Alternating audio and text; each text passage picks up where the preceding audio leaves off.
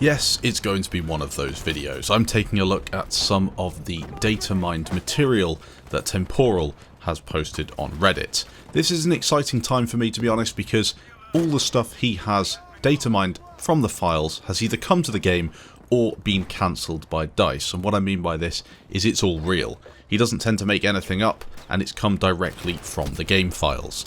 Now, I would take this with a pinch of salt. Whilst it is in the game files, you're not necessarily going to see it exactly how it is represented in this video. However, it is definitely an indication of the content that will be coming soon. Of course, this will focus on Chapter 5, the Pacific Theatre, with new map details, 5 additional US and Japanese weapons, plus some background information on cosmetics, with a few bonus weapon sets in there as well. If you're looking for the full Reddit post, you can find that in the description.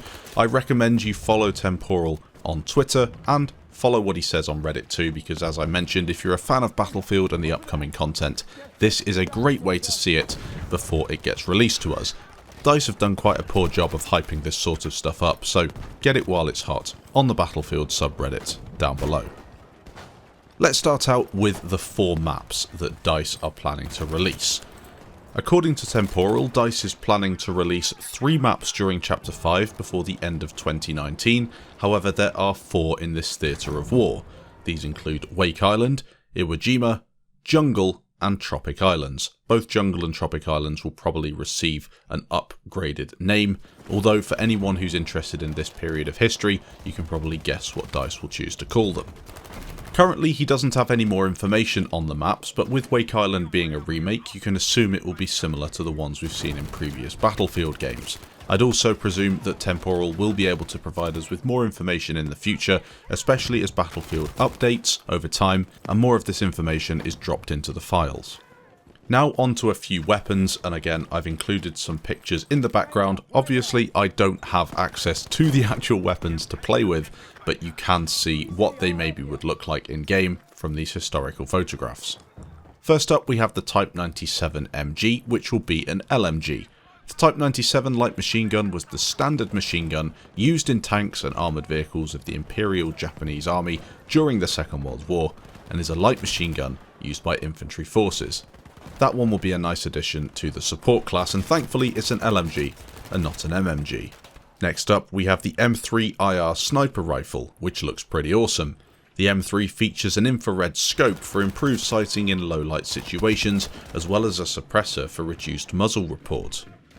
This comes from the in-game description, so an infrared scope for low light situations. Does this mean a night map is on the way?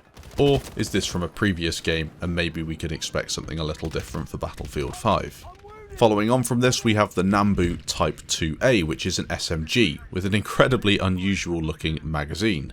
The experimental Model 2 submachine gun was a pre-World War II submachine gun of Japanese origin, chambered in the 8mm Nambu round, and was issued to Japanese naval units and used through until the end of the war.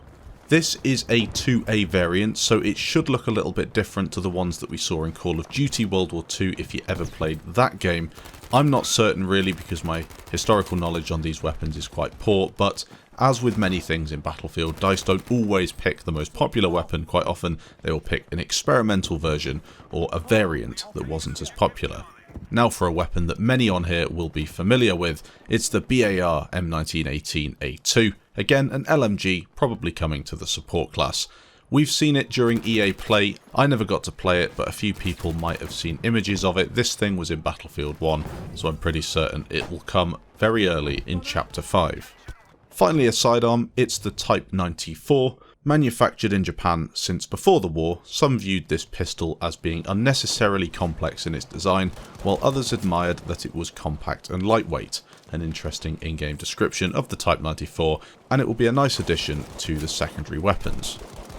There are a few more weapons coming to the game that have had some minor updates attached to them. I've made a video in the past looking at weapons that will be coming in Chapter 5, but a few, as I said, with some changes. We have the M1 Garand, which will be a semi-automatic rifle.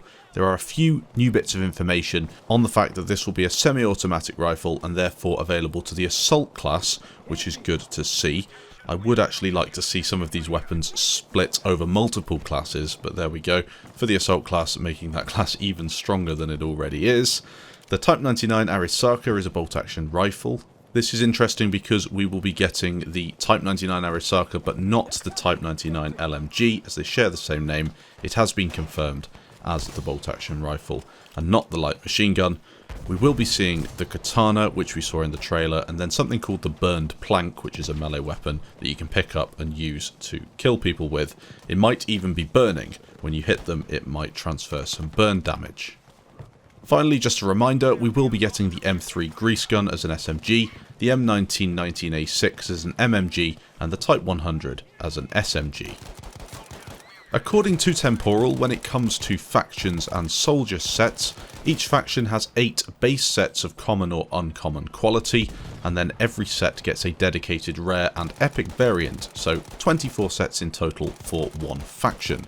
The following soldier set image is a good visualization of this concept, again provided by Temporyal. I've stuck it on screen for you to take a look. I'm pretty interested in this sort of stuff because cosmetics are what DICE said Battlefield 5 would do well, and so far it's been a bit iffy.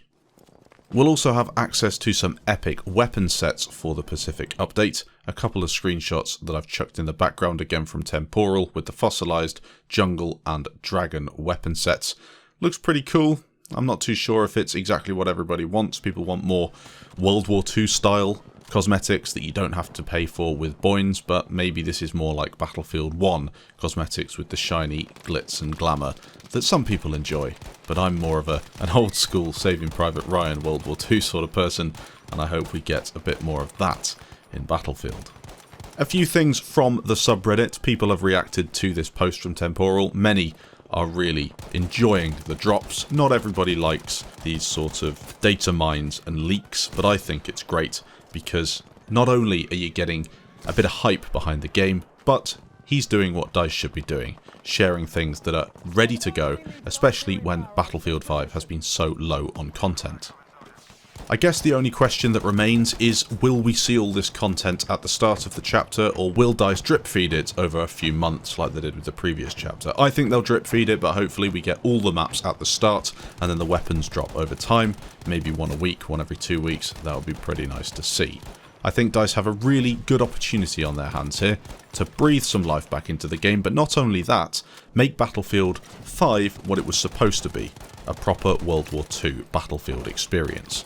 Thanks for watching. Leave your comments down below. Make sure to check out Temporyal in the description, his Twitter and his subreddit, or his post is there at least. Thanks for watching, and I'll catch you in the next video.